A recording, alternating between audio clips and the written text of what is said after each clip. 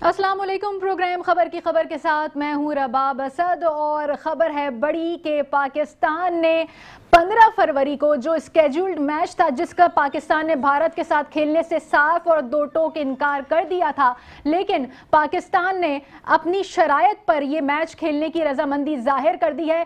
अपनी शराइत पर पाकिस्तान ये मैच खेलेगा। पाकिस्तान को मना लिया गया है, पाकिस्तान से मुज़ाकरात कर लिए गए हैं, पाकिस्तान से बात कर ली गई है, पाकिस्तान की शराइत मान ली गई हैं। पाकिस्तान की बड़ी कामयाबी है, जी हाँ, ये एक बड़ी कामयाबी है। अगर इसको आप दुनिया क्रिकेट में देखें, दुनिया को क्या पैगाम गया है पाकिस्तान की तरफ से, और ख़ास करके भारत को क्या पैगाम गया है पाकिस्तान की तरफ से। पाकिस्तान ने एक बोल्ड स्टेप लिया था और वो बोल्ड स्टेप यही था कि पाकिस्तान ने इनकार कर दिया था कि भारत के साथ जो 15 फरवरी को होने वाला T20 वर्ल्ड कप का मैच स्केड्यूल्ड है वो नहीं खेलेगा। और इसके बाद जो है वो ICC में, भारत में, BCCI में खलबली मच गई थी। जी हाँ, ऐसा ही है। और ब्रॉडकास्टर्स को की नींदें उड़ गई थी। इसके अलावा जो रेवेन्यूज प्रॉब्लम जो है वो सामने आ रहे थे कि रेवेन्यू प्रॉब्लम्स हो जाएंगे, क्योंकि पाकिस्तान अगर ICC के जो भी टूर्नामेंट्स होते हैं जिनमें तमाम टीमें खेल रही होती हैं, तो उसके एक अंदाजे के मुताबिक 60 से लेकर जो है वो 63% तक जो रेवेन्यू जनरेट होता है वो पाकिस्तान और इंडिया के मैचेस से जनरेट होता है। जी हाँ, और अगर सिर्फ बात कर ली जाए कि हम एशिया कप की बात कर लें तो उसमें 80% जो रेवेन्यू जनरेट होता है वो पाकिस्तान और इंडिया के मैचेस से होता है। तो ये बड़ा खसारा होने जा रहा था, ICC को बड़ा नुकसान पहुंचने जा रहा था।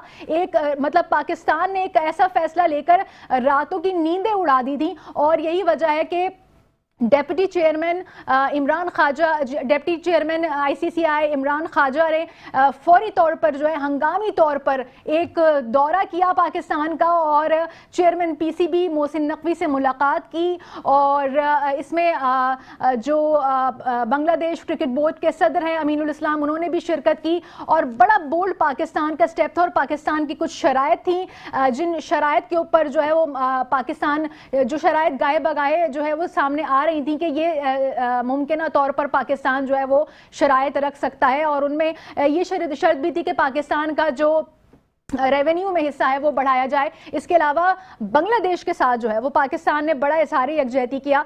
बांग्लादेश का एक मौक़िफ़ था कि बांग्लादेश को भारत में खेलने से सिक्योरिटी कंसर्न्स हैं। अच्छा, ये वाज़ेह रहे कि पाकिस्तान और भारत के हवाले से ये मुआहिदा हुआ है कि पाकिस्तान और भारत जब भी मैच खेलेंगे तो वो न्यूट्रल वेन्यू पर खेलेंगे। लेकिन बांग्लादेश ने भी अपना यही कंसर्न जाहिर किया और बांग्लादेश ने ये मौक़िफ़ रखा ICC के सामने कि उसको सिक्योरिटी कंसर्न्स हैं भारत में खेलने से। लेकिन बांग्लादेश के मौक़िफ़ को ICC ने यकसर न सिर्फ मुस्तरद कर दिया बल्कि बांग्लादेश के लिए जो है वो इस डबल स्टैंडर्ड भी इस्तेमाल किया। और वो इस तरह से इस्तेमाल किया कि बांग्लादेश को टूर्नामेंट से ICC T20 वर्ल्ड कप से बाहर कर दिया। जी हाँ, इससे जाहिर है कि बांग्लादेश के शायकीन के तो दिल टूटे ही, और बांग्लादेश की जो रेवेन्यू के पॉइंट ऑफ व्यू से जो उनको भी नुकसान पहुंचा। इसके बारे में जब ये फैसला हुआ तो पाकिस्तान ने अपना खुलकर स्टैंड लिया और पाकिस्तान ने कहा कि बस भाई बस, अब इससे ज़्यादा इनफ इज़ इनफ, अब जो है वो हथधर्मी नहीं चल सकती है, डबल स्टैंडर्ड्स जो हैं वो नहीं चल सकते हैं,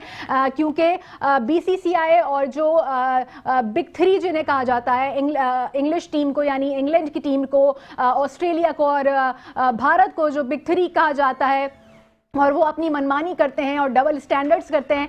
और दूसरों के साथ भारत के तो कई ऐसे पैंतरे हैं जो मतलब मेरे ख्याल में भारत के ही दिमाग में आते हैं और भारत ही ऐसी चीज़ें सोच सकता है और दूसरा कोई इस तरह की बातें नहीं सोचता कि PCB के चेयरमैन है मोहसिन नकवी, उनसे ट्रॉफी नहीं लेनी है, या फिर अगर हम देखें तो टीम से हाथ नहीं मिलाना है। तो इस तरह की चीज़ें भारत करता आया है, लेकिन अब एक शटअप कॉल देने का वक्त आ गया था बिल्कुल, और पाकिस्तान ने वो शटअप कॉल दी और बड़े भरपूर तरीके से दी। तो आज इसी पर बात करेंगे कि पाकिस्तान ने किन शराइत पर, और पाकिस्तान को श्रीलंकन सदर की तरफ से भी कहा गया था कि दरख्वास्त की गई थी कि पाकिस्तान जो है वो श्रीलंका में अपने मैचेस खेले और जो मैच शेड्यूल्ड है उसको पाकिस्तान को खेलना चाहिए, ये उन्होंने कहा था। वज़ीर आज़म से अप्रूवल होना था इस बात का। जो मोहसिन नकवी की मुलाकात हुई थी ICC के डेप्यूटी चेयरमैन से, और उसके बाद जो मुज़ाकरात या जो बातें सामने आई थी वो वज़ीर आज़म के अप्रूवल से जो है फिर ये फैसला किया गया कि अब पाकिस्तान जो है वो मैच 15 फरवरी को खेलेगा और पाकिस्तान का सर फखर से बुलंद हो गया है। पाकिस्तानी हुकूमत के फैसले से, जो पहले लिया, जो स्टैंड लिया, और उसके बाद जो जिस तरह अपनी शराइत पर और जिस तरह से जो आईसीसी को पाकिस्तान ने नहीं बुलाया था, आईसीसी के जो डेप्यूटी चेयरमैन हैं उनको हंगामी दौरे पर पाकिस्तान आना पड़ा, पाकिस्तान से मुज़ाकरात करने पड़े, इस पर बात करेंगे। इसके अलावा प्रोग्राम में एक और भी मुद्दा उठाएंगे आज के प्रोग्राम के में शामिल करेंगे इस बात को कि रमज़ानुल मुबारक हैं, आने वाले हैं चंद ही दिनों में, और ऐसे में क्या होता है कि वैसे तो आम सी बात है कि हर सिग्नल पर पूरे शहर भर में, कराची की अगर हम बात कर लें और अगर बड़े शहरों की बात कर लें हर सूबों में, तो जो गदागर हैं, जो भीख मांगने वाले जो गिरोह हैं वो सरगर्म हो जाते हैं, और जिन्होंने इनको पेशा बनाया हुआ है, गदागरी को एक पेशे के तौर पर लिए बैठे हैं और मुनज़्ज़म तरीके से काम करते हैं। आज ख्वाजा आसिफ, वज़ीर दिफ़ा ख्वाजा आसिफ का एक बयान भी सामने आया, और उस बयान में ख्वाजा आसिफ ने ये कहा कि ये जो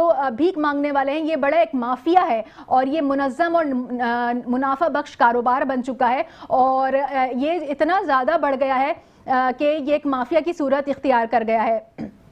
साथ में आपको ये भी बताएं कि ख्वाजा आसिफ ने ये भी कहा कि यहाँ से जो भीख मांगने वाले जो अफराद हैं, जो माफिया के कारिंदे हैं, वो खलीजी ममालिक में जाते हैं और खलीजी ममालिक में जाकर वहाँ भी यही काम करते हैं। इस वजह से जो मुतालिका ममालिक हैं उन्होंने पाकिस्तानियों के शहरियों के वीज़े पर भी पाबंदी लगाई है और स्ट्रिक्ट एक्शन लिए हैं, तो इस चीज़ को देखने की ज़रूरत है। तो हम कराची के हवाले से भी बात करेंगे कि कराची में बड़ी तादाद में अब जो रमज़ान आने वाले हैं तो बड़ी तादाद में जो है वो जगह जगह जो भीख मांगने वाले हैं वो नजर आएंगे और आ रहे हैं, और इसका जो उनका कहना चाहिए कि सीजन जो है वो शुरू हो गया है।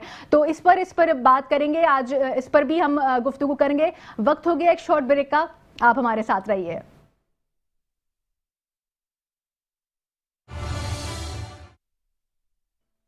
Welcome back. और बात कर रहे थे हम कुछ गदागरी के हवाले से कि मुनज़्ज़म गिरोह है, और एक गिरोह नहीं है, कई गिरोह हैं, माफिया बन चुके हैं, माफिया की शक्ल इख्तियार कर चुके हैं, और जगह जगह जो है वो हमें गदागर नज़र आते हैं। और इस तरह से जो है वो जो डिज़र्विंग लोग हैं, जो सफ़ेद पोश लोग हैं, वो महरूम रह जाते हैं। और ये गदागर हर सिग्नल पर नज़र आते हैं, मस्जिदों के बाहर नज़र आते हैं, बाज़ारों में नज़र आते हैं, इसके अलावा अस्पतालों के बाहर नज़र आते हैं। मतलब गो के कौन सी जगह नहीं है जहां ये गदागर फिरते हुए नजर नहीं आते, और ये एक पूरा माफिया बन चुका है। इस पर बात करेंगे कि हम इसमें कोई उम्र की कैद नहीं है, बच्चे हों, बूढ़े हों, जवान हों और ख़वातीन हो, मतलब इसमें कोई उम्र की कैद नहीं है, और ये हर उम्र के लोग जो हैं वो इसमें मुलव्वस दिखाई देते हैं, और बड़े प्रोफेशनल तरीके से जो है वो ये काम किया जा रहा है। तो इस पर बात करने के लिए समाजी रहनुमा ताहिरा अब्दुल्ला साहिबा से हमने रब्ता किया, हमारे साथ लाइन पर मौजूद हैं। ताहिरा अब्दुल्ला साहिबा, बहुत शुक्रिया प्रोग्राम के लिए आपने वक्त निकाला। ताहिरा साहिबा, क्या कहेंगी इस बारे में कि कोई मतलब उम्र का कोई पैमाना ही नहीं रह गया, छोटे छोटे बच्चे सिग्नल्स पर बड़े ट्रेंड तरीके से, बड़े मंझे हुए अंदाज में भीख मांगते हुए नजर आते हैं। और अब तो रमज़ानुल मुबारक आ रहे हैं, तो एक जो दूर दराज से भी इलाकों से हैं वो सब कराची में, ऐसे अगर कराची की बात कर ले तो कराची में आके जमा हो जाते हैं, क्योंकि माशी हब भी है। आप क्या कहेंगी इस बारे में कि बच्चों तक को नहीं छोड़ा गया, खवातीन हैं, सब मुलव्वस है इसमें? बहुत शुक्रिया, आपके तमाम नाज़रीन को सलाम अर्ज़ है। मैं कराची में नहीं होती हूँ तो इसलिए मैं बिलुमूम गुफ्तगू करूंगी। जी जी, बिल्कुल बिल्कुल, के बारे में नहीं बात कर सकती जी जी, क्योंकि मुझे मालूम नहीं है वहाँ की सूरत हाल। कहना यह है कि जब हम गदागरी की बात करते हैं तो फकीरों की बात करते हैं ना, बिल्कुल ऐसे एक लफ्ज़ है, फकीरों की बात करते हैं, भीख मांगने वालों की बात करते हैं। तो मैं समझती हूँ कि सारे के सारों को एक ही ब्रश के साथ पेंट कर देना शायद साइंसी तौर पर, तहकीकाती रिसर्च के ज़ाविये से दुरुस्त बात नहीं होगी। हम चाहते हैं कि इसको एक बहुत तकनीकी और साइंसी तौर पर इस मौजू पर, क्योंकि ये बहुत बहुत जिस तरह के आपने फरमाया बहुत सीरियस मौजू है, बहुत सीरियस मसला है पूरे पाकिस्तान में, तो इसको थोड़ा सा ज़रा एक ऊपर की सतह जाकर तहकीक की बुनियाद पर गुफ्तगू करनी जरूरी। आप मुझे 1-2 मिनट दीजिएगा, मैं थोड़ी सी रिसर्च बेस्ड बात करना चाहती हूँ। बिल्कुल, जरूर जरूर। जब बैनुल अक़वामी इदारे हम जैसे ना सुने जाने वाले तहकीक करने वालों की बात मान लेते हैं और कहते हैं कि पाकिस्तान में गुर्बत का पैमाना हुकूमती दावों के बरक्स 12% है, 15% है, 25% है। 255 मिलियन की आबादी है, यानी 25.5 करोड़ की आबादी है। उसमें से आप सोचिए, अगर हुकूमत फर्ज करें कहे कि 15% है, 20% है, 25% है, हिसाब लगा लें कि 255 मिलियन में से वो क्या क्या शरह बनती है। हम जैसे लोग तवातुर से पिछले 25-30 साल से कहते चले आ रहे हैं कि नहीं, ये ना 12 है, ना 15 है, ना 20 है, ना 25 है, शरह 50% से ऊपर है। अब वर्ल्ड बैंक ने जब कह दिया कि 48% है, और हम वो भी नहीं मानते, हम कहते हैं वो भी अंडर काउंट है। पर अगर सही पैमाना देखा जाए तो 2 वक्त की रोटी खाने से जो कासिर हैं वो 55 से लेके 60%। सोचिए जरा, तसव्वुर कीजिए जी। ये तो इंसान का जो इमेजिनेशन है वो तसव्वुर भी नहीं कर सकता कि 255 मिलियन में से 55% और 60% कितने आदाद और शुमार में क्या बनता होगा।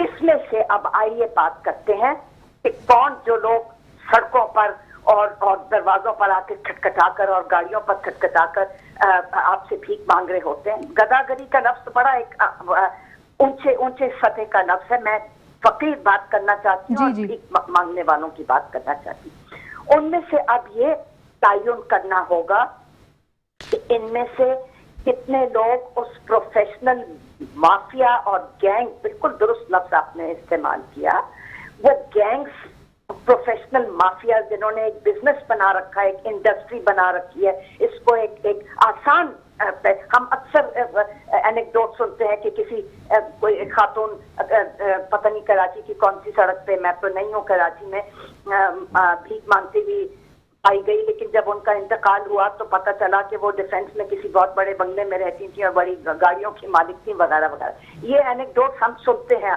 कभी कभी, लेकिन मैं आपसे 10 बस्ता अर्ज करना चाहती हूँ कि प्लीज प्लीज प्लीज हमें तफरीक करनी होगी उन लोगों की जो कि भीख इसलिए मांग रहे हैं कि उनके घर में 10 बच्चे हैं और उनके पास एक वक्त की रोटी भी नहीं है। 2 वक्त को तो छोड़ दें, और नाश्ता, दोपहर का खाना और रात का खाना, 3 वक्त को तो भूल ही जाए। अब आते हैं कि करना क्या है। जी, करना ये है कि सबसे पहले हुकूमत और रियासत सच बोले, झूठ ना बोले। ये 12%, 15%, 20%, हम ये झूठ सुन सुनकर मैं बूढ़ी हो गई हूँ, लेकिन अभी तक वही झूठ सुनने में आ रहे हैं। कम से कम हमें ये तो इकरार कर ले कि गुर्बत की शरह बढ़ती चली जा रही है, लाचारी की शरह बढ़ती चली जा रही है, अनएम्प्लॉयमेंट, रोजगार ना होने की शरह बढ़ती चली जा रही है। तो क्या करेंगे? आपका ये जो इनकम सपोर्ट प्रोग्राम्स है और ये सब कुछ है, ये तो आटे में नमक से भी कम। अच्छा ताहिर अब्दुल्ला साहिबा, इस तरफ भी आपकी तवज्जो मरकूज करवाना चाहूँगी कि आज एक बड़ा मुल्क भर के हवाले से अगर हम बात करें तो वज़ीर दिफा ख्वाजा आसिफ का ये बयान आया है सामने के जो भीख मांगने वाले गुरों के हवाले से उन्होंने बात की है, माफियाज के हवाले से उन्होंने बात की है कि ये माफिया इतना ज़्यादा बढ़ गया है। देखें, हम अभी बात आपकी बात सही है कि गुर्बत है और इस तरह की ये मामलात है, लेकिन जो काम करने वाला तबका है वो हमारे और आपके घरों में जो है वो ख़वातीन आती हैं और मेड्स भी होती हैं सबके घरों में, और जो है वो इज़्ज़त के साथ रोटी कमाती हैं अपनी। लेकिन ये जो मांगने की है वो हौसला शिकनी करनी चाहिए, क्योंकि ये माफियाज के हवाले से आज ख्वाजा आसिफ ने ये बात की और उन्होंने ये कहा कि ये इतने ज़्यादा सरगर्म हो गए हैं कि अब ये जो है वो खलीजी ममालिक में जाते हैं, वहाँ भी भीख मांगते हैं और वहाँ के ममालिक ने वीज़े बंद कर दिए हैं। मैं समझ गई।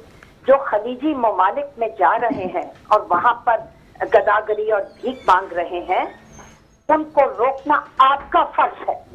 ये टेलीविजन चैनल और हम जैसे तहकीकात के का फर्ज नहीं है।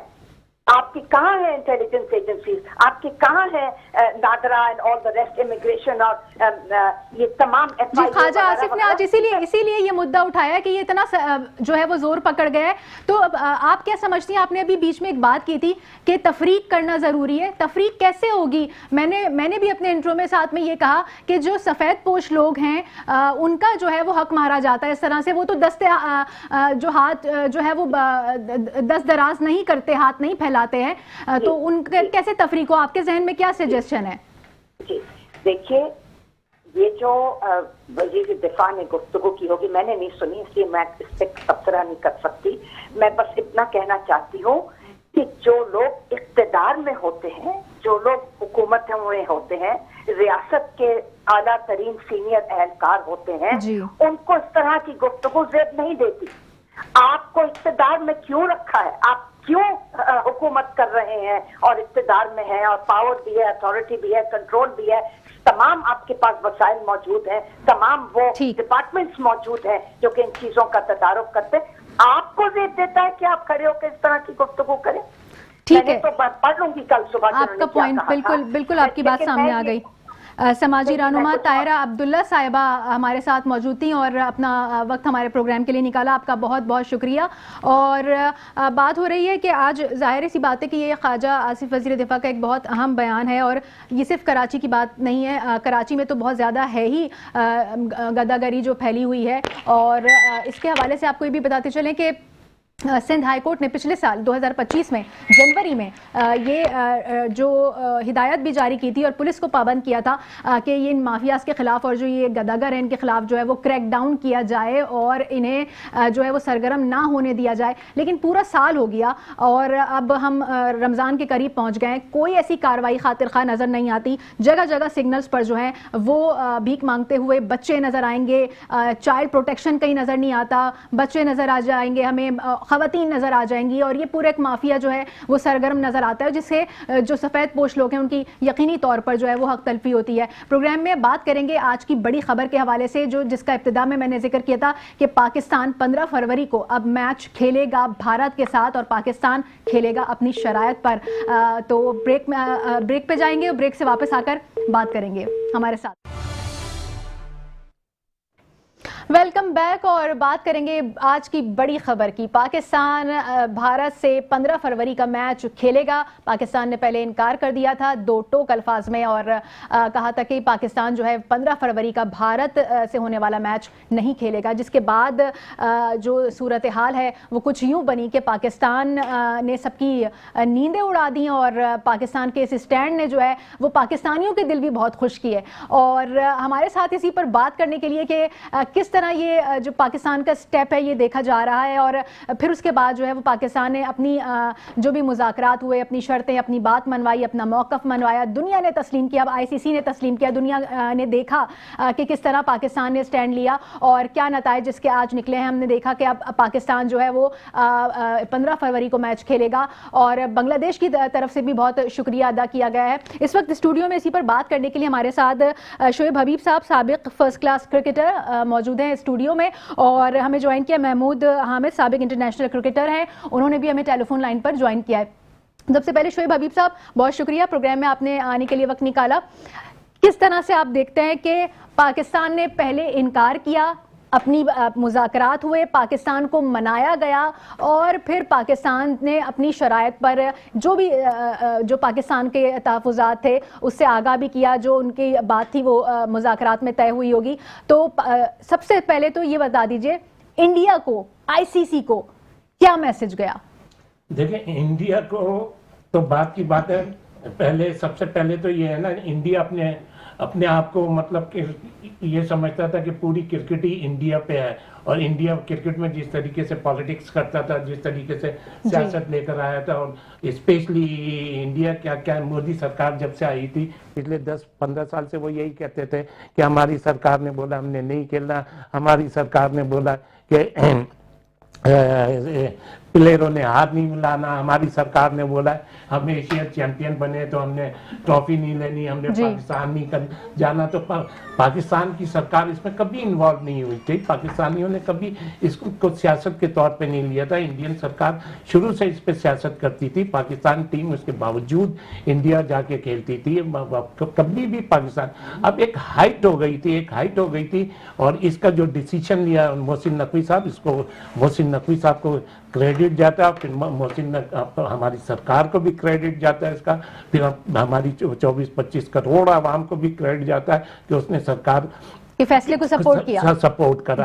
अब जहां तक ये बात है, देखें इंडियन तो क्या शोर मचा रहे थे, इंडियन ने तो इसको सीरियस ही नहीं ले रहे थे।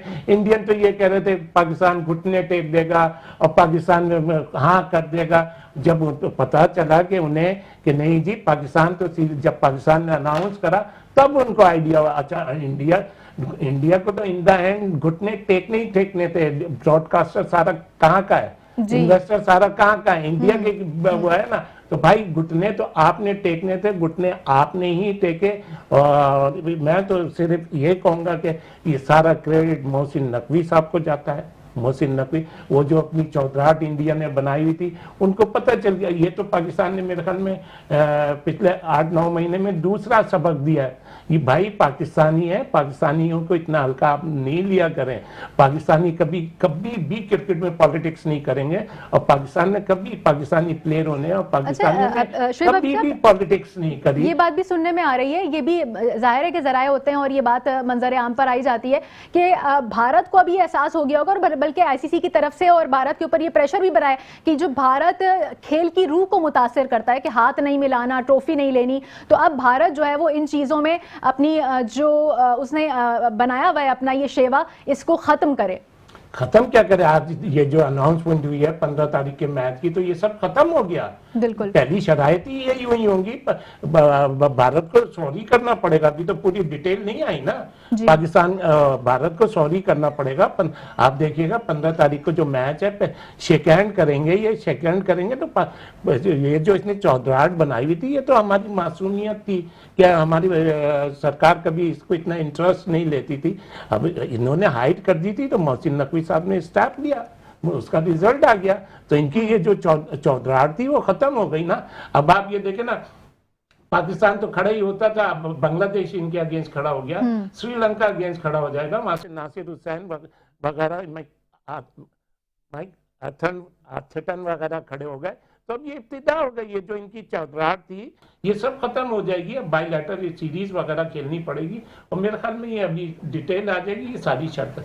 अच्छा, शराइत जो सामने आ रही है, मतलब जो शराइत के बारे में जिक्र किया जा रहा है, उसमें पाकिस्तान ने रेवेन्यू शेयर जो है वो अपना बढ़ाने का मुतालबा भी हो सकता है कि रखा हो। फिर प्लस ये भी है कि बांग्लादेश को जो ये टूर्नामेंट का T20 वर्ल्ड कप का जो भी रेवेन्यू है, उसमें बांग्लादेश जाहिर है कि बहुत खसारे में रहा कि बांग्लादेश को आउट कर दिया गया, तो बांग्लादेश को उस रेवेन्यू में से हिस्सा दिया जाए। और इसके अलावा जो है वो बांग्लादेश के लिए भी कुछ सिफारिशात की होंगी कि बांग्लादेश में इवेंट्स जो हैं वो उसका करने का आईसीसी जो है वो यकीन दहानी कराए। तो ये पाकिस्तान की काफी मजबूत शरायत है, इनको आप किस तरह से देखते हैं? मेरे ख्याल में ये जो ये 3 शरायतें बोली हैं, सबसे इंपॉर्टेंट यही थी। सबसे पहले तो इसी पर डिस्कस हुआ होगा और सबसे पहले यही मानी गई होंगी। देखें ये जो आपने 3 शरायतें बोले रेवेन्यू का, कि बांग्लादेश बढ़ाया जाए और पाकिस्तान का अपना शेयर भी बढ़ाया जाए, वो बड़ा होगा, 100% बड़ा होगा। अच्छा, बांग्लादेश को शेयरिंग दी जाए, वो भी हुई होगी। और फिर जो सबसे बड़ी हैंडशेक की थी ये हुई होगी। और फिर उसके बाद चौथी जो क्रिकेट की बायलैटरल सीरीज होगी और ये जो वर्ल्ड टेस्ट क्रिकेट होती है उसमें भी इंडिया और पाकिस्तान खेलेंगे। ये 5 शर्तें हुई हैं और इंडिया को ये घुटने टेके होंगे इंडिया ने, तो तब पाकिस्तान ने ये एक्सेप्ट करा होगा और ये आई एम श्योर कि ऐसे ही हुआ होगा। अच्छा शुएब साहब, हमारे साथ जैसे महमूद हामिद साहब भी लाइन पर मौजूद हैं, साबिक इंटरनेशनल क्रिकेटर।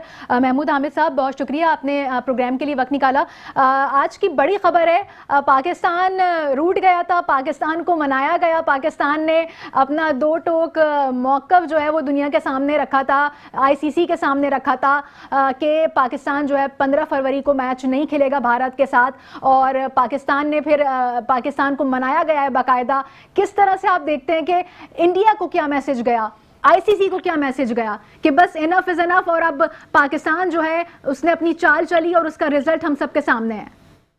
जी शुक्रिया आपका बहुत बहुत। और सबसे इम्पोर्टेंट चीज ये पाकिस्तान की इसमें देखें बहुत बड़ी जिसे कहना चाहिए फतह हुई है कि पाकिस्तान ने एक बहुत बड़ा स्टेप लिया था कि जो हम इंडिया के साथ नहीं खेलेंगे। देखिए हम पाकिस्तान ऑलवेज हमेशा जो है जो क्रिकेट की बेहतरी के लिए ही हमेशा से जितने भी बोर्ड्स हैं उन्होंने काम किया, लेकिन इस दफा जो स्टेप लिया गया वो बहुत बड़ा स्टेप था क्योंकि देखिए दुनिया को ये पता चल गया कि पाकिस्तान की क्रिकेट के बगैर जो है वर्ल्ड क्रिकेट नहीं है, क्योंकि जहां पर पाकिस्तान का जब मैच होता है इंडिया से तो बहुत बड़ा स्टेक है। तो पाकिस्तान ने जो बात हो रही है ना, पाकिस्तान ने ऐसी कोई शराइत नहीं रखी, लेकिन पाकिस्तान ने जो अपना मौकिफ रखा है कि बराबरी की बुनियाद के ऊपर, वो बहुत ही इंपॉर्टेंट चीज थी कि जो है पाकिस्तान एक बड़ी क्रिकेटिंग नेशन है। तो जो जबरदस्त काम हुआ है आई अप्रिशिएट।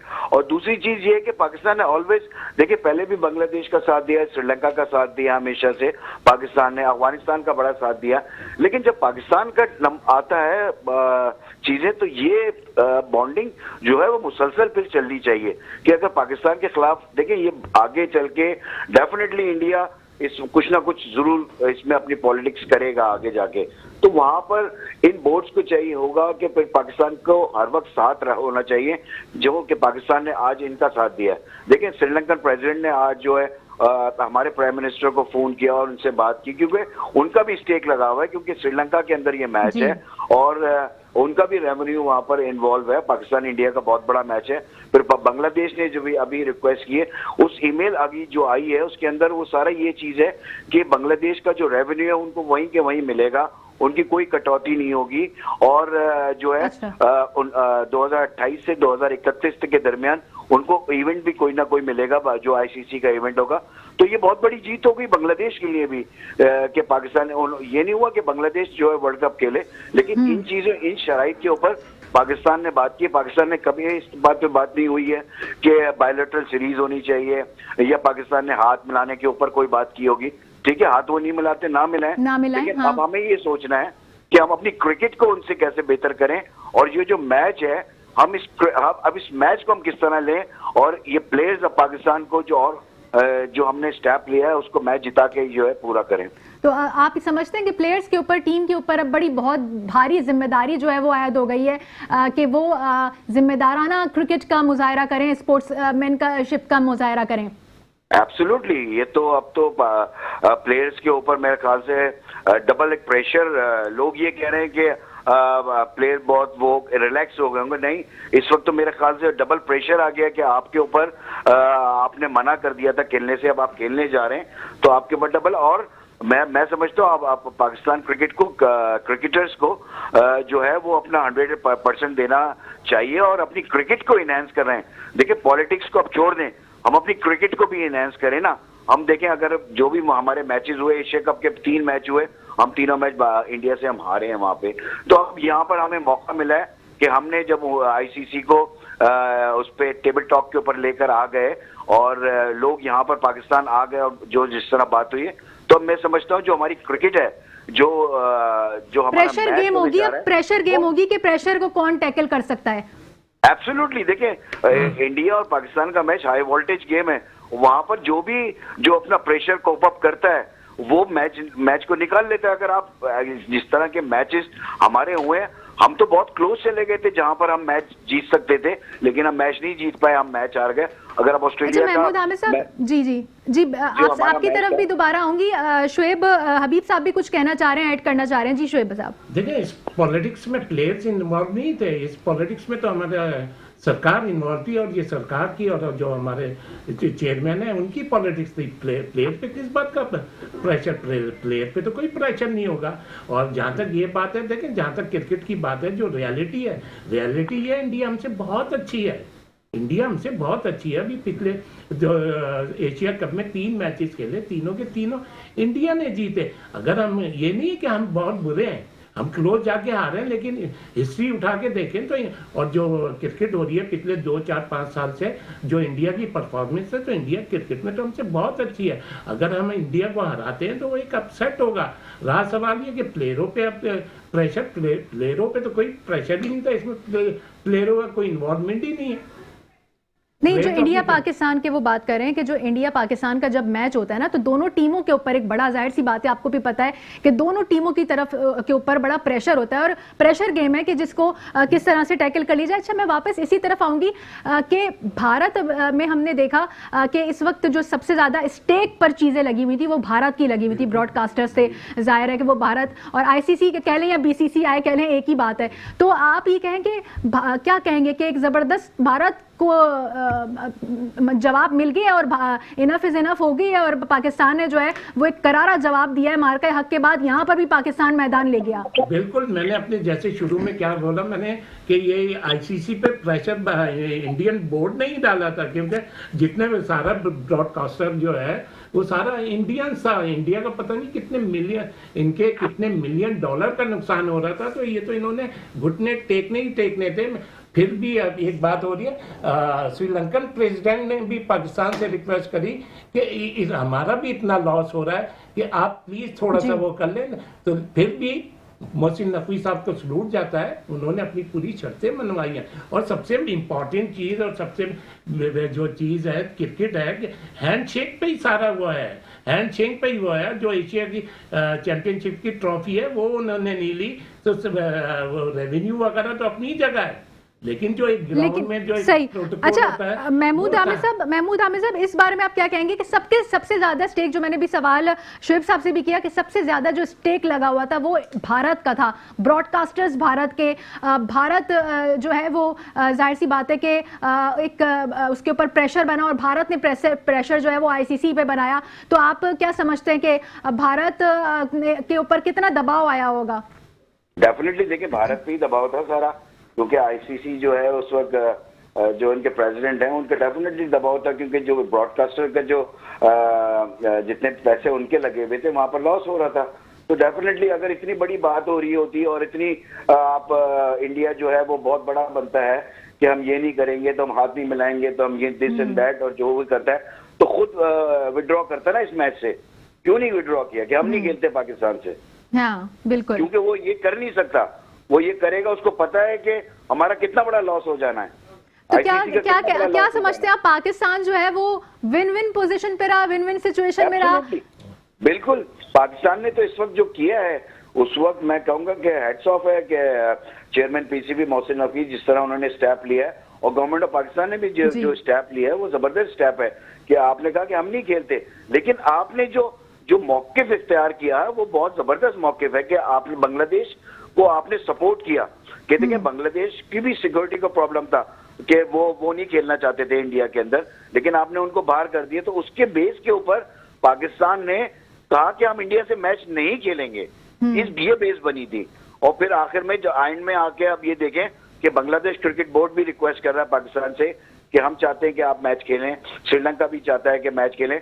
ऐसे देखें, इसके अंदर सबसे बड़ी जीत हुई है कि पाकिस्तान ने जो कहा है कि सबको जो है वो आईसीसी एक जैसा तरीके से देखे, उनका जो पैसे मिलते हैं वो बराबरी की बुनियाद के ऊपर जो है वो मिलने चाहिए। अब आप ये देखें कि यूएई के उन्होंने भी रिक्वेस्ट की, जब यहाँ पर बांग्लादेश उस वक्त जब वोटिंग हुई थी उस वक्त जो है वो सिर्फ पाकिस्तान ने सपोर्ट किया बांग्लादेश को, वहां किधर था यूएई, एसोसिएट मेंबर कहाँ था, वहां श्रीलंका ने क्यों नहीं सपोर्ट किया? अब सबको अब अपने पैसे नजर आए कि हमारे यहाँ इतना बड़ा लॉस हो रहा है क्योंकि पाकिस्तान ने इतना बड़ा स्टेप लिया कि हम अगेंस्ट इंडिया नहीं खेलते। तो वहां पर कोलंबो में भी उनको लॉस होना शुरू हो गया, आईसीसी को लॉस होना शुरू हो गया, ब्रॉडकास्टर को प्रॉब्लम आ गई, तो सबके जो है वो घुटने टिक गए। तो पाकिस्तान ने जो है वो बहुत जबरदस्त जो है इकदाम किया और मैं समझता हूँ कि आगे चल के और ये चीजें अच्छी होंगी कि आपको आईसीसी को तो टोटली बराबरी की बुनियाद के ऊपर चीजों को देखना चाहिए, लेकिन वहां पर इंडियन इन्फ्लुएंस ज्यादा है तो वो वहां झुकाव था जो आप पाकिस्तान ने जो तोड़ दिया। शुएब साहब, इस पे आप क्या कहेंगे कि अब जो है वो बिग थ्री वाला कॉन्सेप्ट अब ख़त्म हो जाएगा और इंडिया जो बिलखुसूस आईसीसी पर छाया हुआ है, तो अब कोई भी कदम उठाने से पहले सोचेगा ज़रूर कि इसका जवाब भी करारा आ सकता है? देखिए, जवाब आ नहीं सकता, जवाब आ तो चुका है। बिल्कुल। अच्छा, और बिग थ्री वगैरह तो कोई चीज नहीं थी। जो भारत को है एक नॉर्मल जैसे दूसरी कंट्रीज खेलती हैं, नहीं, वो जो अपनी उनकी चलती है ना अपनी, तो बिल्कुल चौधरा बिल्कुल खत्म खत्म हो हो गई, खत्म हो गई, खत्म हो खत्म हो गई। गई। हाँ। अब देखे ना, ये 4-5 अभी खड़े हुए थे, अब ऑस्ट्रेलिया भी बोलेगा, इंग्लैंड भी बोलेगा, अब सब और खड़े हो जाएंगे। अभी नासिर हुसैन ने माइक आर्थरटन वगैरह बोले, लेकिन उनका बोर्ड नहीं बोला, लेकिन अब वो भी बोलेंगे। ठीक, हमारे साथ शुएब हबीब साहब, साबिक फर्स्ट क्लास क्रिकेटर, और महमूद हामिद साहब ने भी हमें ज्वाइन किया था, साबिक इंटरनेशनल क्रिकेटर, और बड़ी तफसीली गुफ्तगू की। और पाकिस्तानियों के लिए, शायकीन क्रिकेट के लिए ख़बर यही बड़ी है कि पाकिस्तान जो है वो अब ने एक स्टैंड लिया, और उस स्टैंड लेने के बाद जो है वो पाकिस्तान को मनाया गया, और पाकिस्तान ने हामी भरी कि 15 फरवरी को पाक भारत टाकरा जो है वो अब होने जा रहा है। ऑल ओवर द वर्ल्ड ये क्रिकेट शौकीन के लिए बहुत बड़ी खबर है, सभी खुश। बिल्कुल। प्रोग्राम में इतना ही, दीजिए इजाजत, अल्लाह हाफिज।